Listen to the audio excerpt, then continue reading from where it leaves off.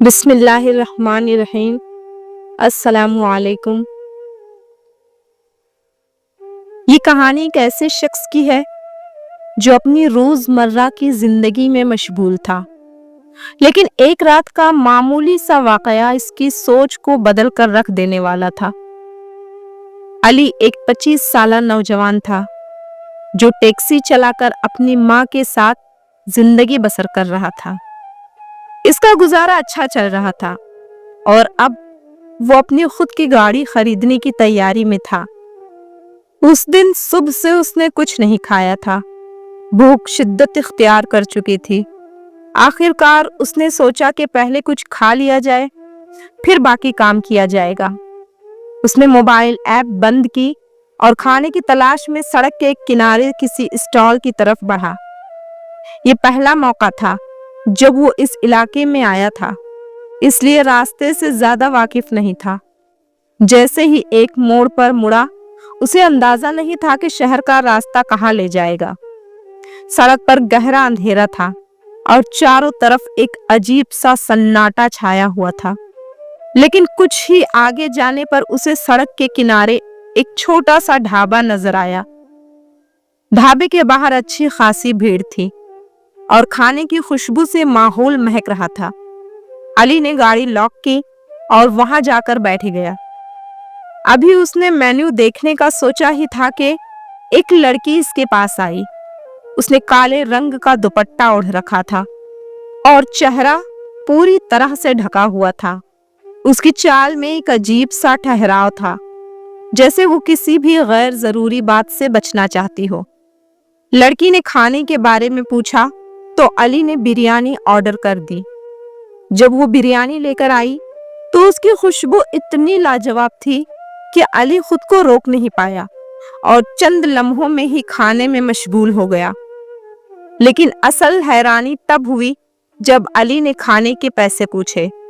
لڑکی نے کہا، جو بھی پہلی بار ہمارے ڈھابے پر آتا ہے اس سے پیسے نہیں لیے جاتے۔ یہ سن کر علی چونک گیا۔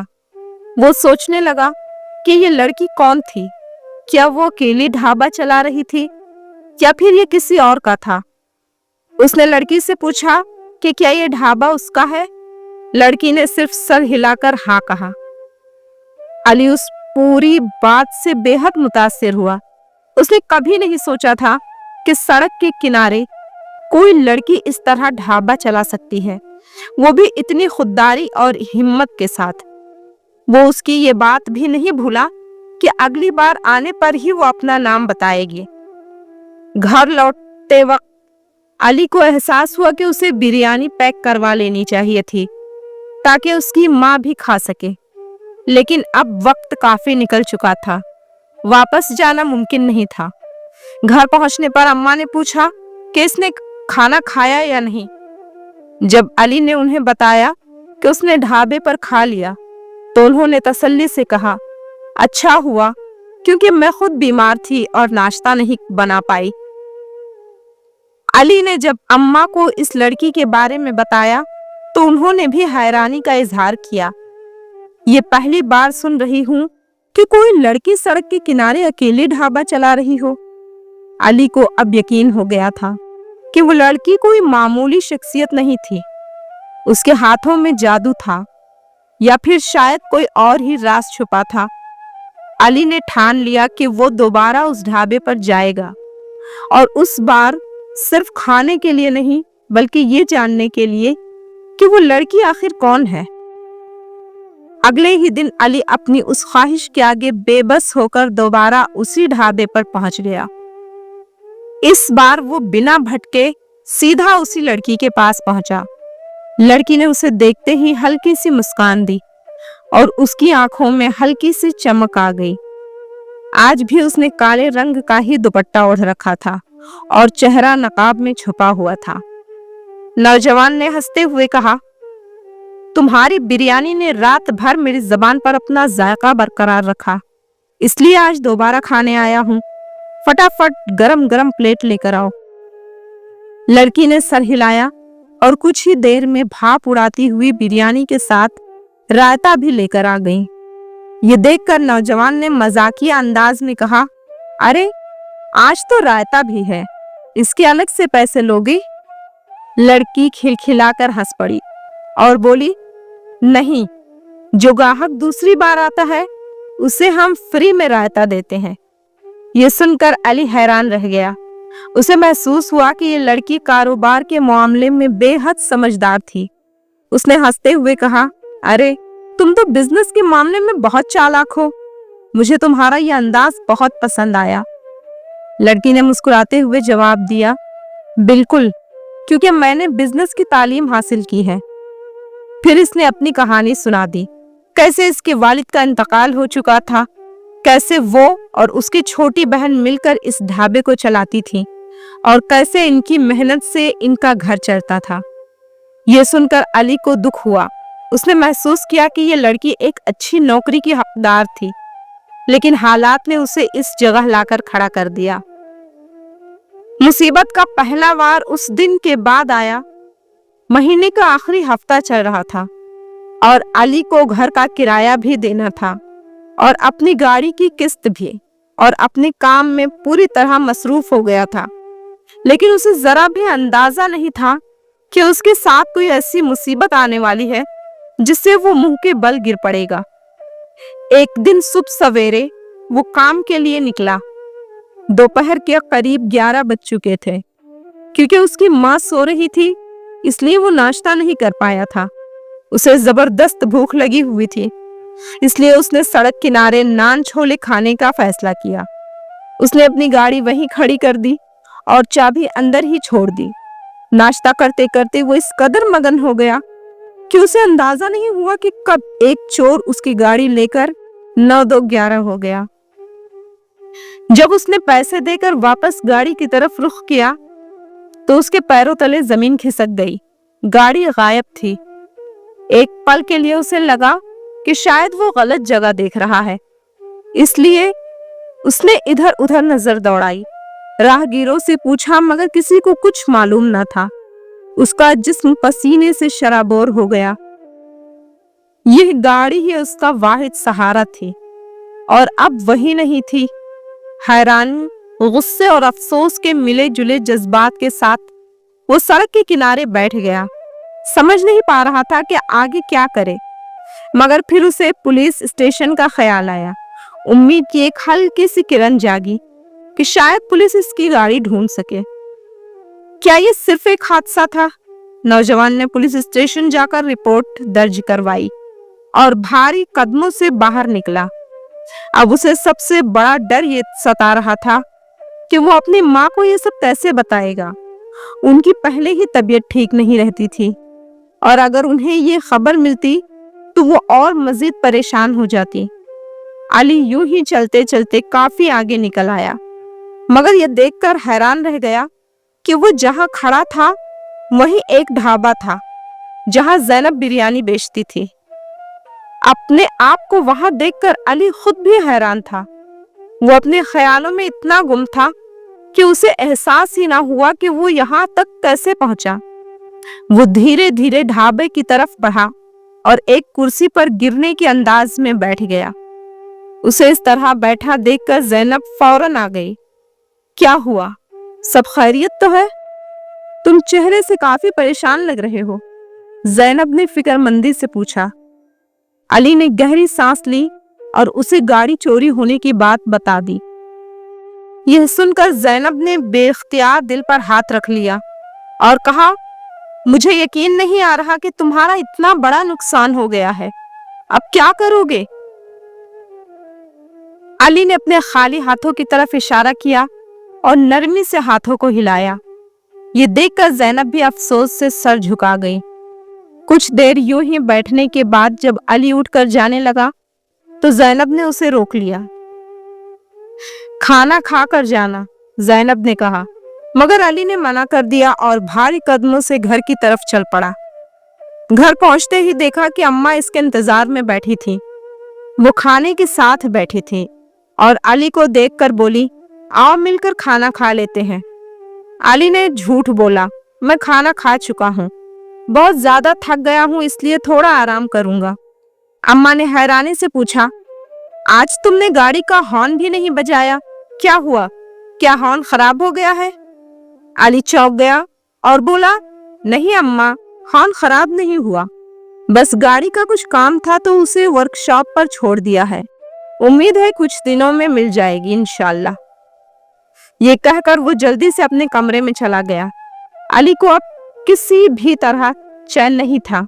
गाड़ी चोरी होने की वजह से उसकी रातों की नींदें उड़ गई थी। वो हर रोज पुलिस स्टेशन के चक्कर लगाता रहता, मगर कोई फायदा नहीं हो रहा था। पुलिस सिर्फ यही कह रही थी कि जैसे ही कोई सुराग मिलेगा बता देंगे। 1 महीना गुजर गया, मगर गाड़ी का कोई पता नहीं था। अम्मा रोज पूछती थी, मगर अली उन्हें टालता रहा। आज बहुत दिनों बाद वो फिर ढाबे पर चला गया। चेहरे से परेशानी साफ झलक रही थी। कुछ ही देर में ज़ैनब इसके पास आ गई। क्या हुआ? बहुत दिनों बाद आए हो, तुम्हारी गाड़ी मिल गई? अब तक नहीं मिली, न जाने मिलेगी भी या नहीं, अली ने अफसुर्दगी से जवाब दिया। हिम्मत मत हारो, मिल जाएगी, ज़ैनब ने दिलासा देने की कोशिश की। फिर उसने अम्मा के बारे में पूछा। अली ने जवाब दिया, अम्मा ठीक है, मैंने उन्हें अब तक गाड़ी के बारे में नहीं बताया। थोड़ी देर सोचने के बाद ज़ैनब ने कहा, अली, क्या मैं तुम्हारी कोई मदद कर सकती हूँ? अली ने हैरानी से इसकी तरफ देखा। अरे नहीं नहीं, तुम मेरी मदद कैसे कर सकती हो? बस दुआ करो कि मेरी गाड़ी मिल जाए। बहुत परेशान हूँ, गाड़ी की किस्त भी देनी है, घर का किराया भी बाकी है और मेरे पास तो बस खाने भर के ही पैसे बचे हैं। ज़ैनब ने धीरे से कहा, मेरे पास कुछ पैसे रखे हुए हैं, अगर तुम चाहो तो इस्तेमाल कर सकते हो, बाद में लौटा देना। अली ने नफी में सर हिला दिया।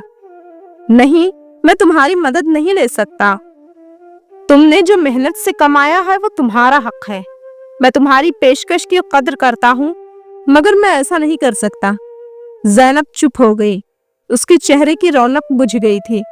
थोड़ी देर बाद वो खाने की थाली लेकर आई और अली के मेज पर रख दी। अली ने मना करते हुए कहा, अभी मेरे पास पैसे नहीं हैं, मैं नहीं खा सकता। ज़ैनब ने मुस्कुराते हुए कहा, मैं तुम्हारे बिल में लिख लूंगी, जब पैसे हो तब दे देना। फिर वो वहां से गुस्से में चली गई। अली को थोड़ी शर्मिंदगी महसूस हुई कि वो बार बार उसकी मदद को ठुकरा रहा था। उससे खाना भी नहीं खाया गया। वो उठकर ज़ैनब के पीछे चला और माफी मांगते हुए बोला, ज़ैनब, मुझे माफ कर दो, मैं तुम्हारे खुलूस को गलत समझ रहा था। मेरे हालात ने मुझे बहुत सख्त बना दिया है। ज़ैनब मुस्कुरा दी और बोली, मैं नाराज नहीं हूँ, मैं सिर्फ तुम्हारी मदद करना चाहती हूँ। अगर तुम मेरी मदद कबूल कर लोगे तो मुझे खुशी होगी। ये कहते हुए उसने अली की आंखों में झांका। पहली बार ऐसा हुआ था कि उसने इस तरह अली को देखा था। अली एक लम्हे के लिए थम सा गया। ऐसा महसूस हुआ जैसे वो इन आंखों में कैद हो गया हो। फिर अचानक होश में आया और धीरे से इनकार कर दिया। वो वापस अपनी मेज की तरफ लौट आया। बिरयानी ठंडी हो रही थी, लेकिन अली अब भी उन्हीं चंद लम्हों में खोया हुआ था। खाने के दौरान उसे महसूस हुआ कि ज़ैनब की निगाहें अब भी उसकी वजूद पर जमी हुई हैं।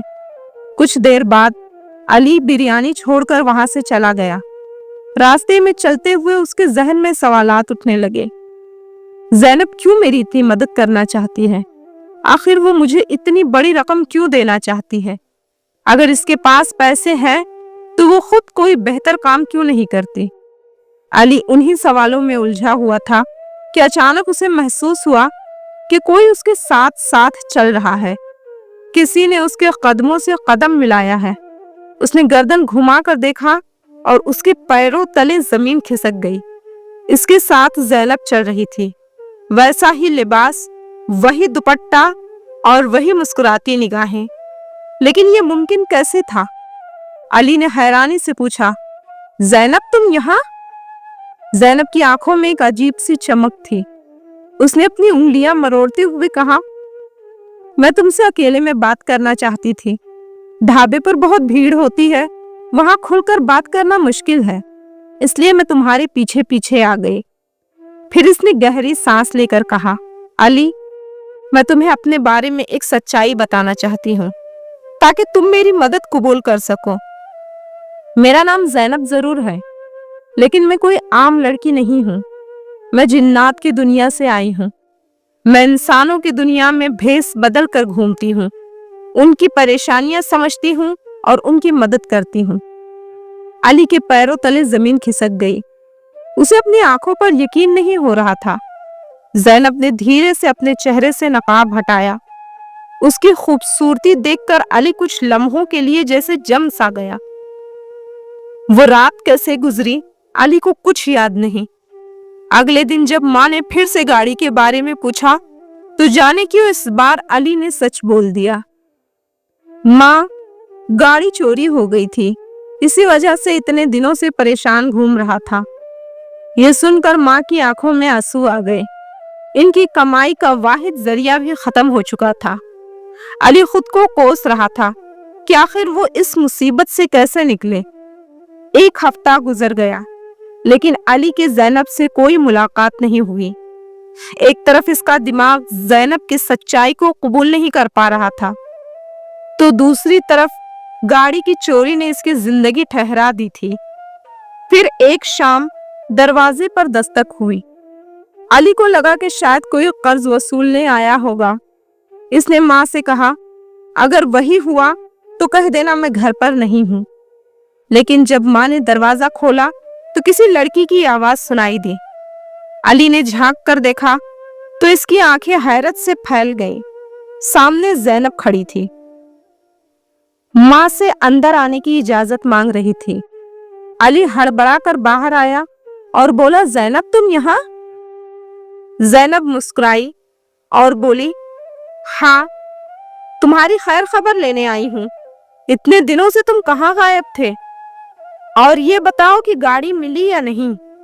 अली ने अफसोस से सर हिला दिया। ज़ैनब ने इसकी माँ के लिए बिरयानी लाई थी।